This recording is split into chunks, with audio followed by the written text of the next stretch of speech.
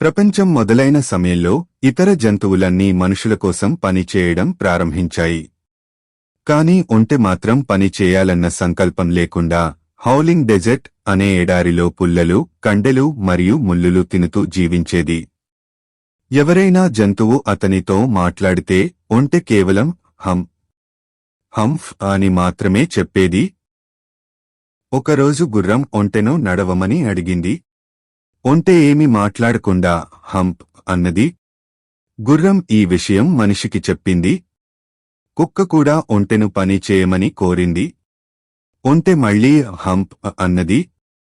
ఎద్దు కూడా ఒంటెను పనిచేయమని అడిగితే అదే మాటను ఎద్దుకు కూడా ఒంటె చెప్పింది.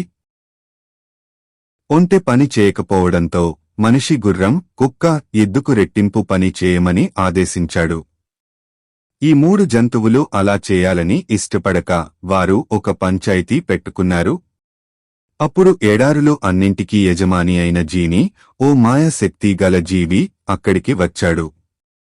గుర్రం, ఒంటె అన్న మాటలన్నీ జీనికి చెప్పింది. జీని అప్పుడు ఒంటెను సరైన మార్గంలో పెట్టతానని చెప్పాడు. జీని ఎడారిలో ఒంటెను చూశాడు. అది నీటిలో తన ప్రతిబింబాన్ని చూస్తూ ఉంది. జీని ఒంటెను పిలిచి పని చేయమని అడిగాడు. ఒంటె మళ్లీ హంప్ అన్నది.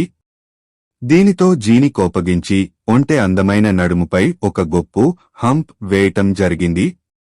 అప్పుడు జీని ఒంటెను మళ్లీ పని చేయమని చెప్పాడు. ఒంటె జీనికి తన నడుముపై ఉన్న హంప్ వల్ల తాను పని చేయలేనని చెప్పింది. అప్పుడు జీని ఆ హంప్ వల్ల వచ్చే లాభం గురించి వివరించాడు. ఆ హంపుతో ఒంటె తినకుండా 3 రోజుల పాటు పని చేయగలదు. అప్పుడు జీని ఒంటెను మళ్లీ హెచ్చరిస్తూ భవిష్యత్తులో సరిగ్గా ప్రవర్తించాలని ఆదేశించాడు. ఒంటె ఆ తర్వాత మిగతా 3 జంతువుతో పనిచేయటానికి జాయిన్ అయింది. కాని మొదటి 3 రోజులు అది కోల్పోయింది.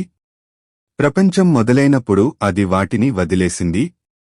అప్పటినుంచి ఈ రోజు వరకు ఒంటె ఇంకా సరిగా ప్రవర్తించడం నేర్చుకోలేదు.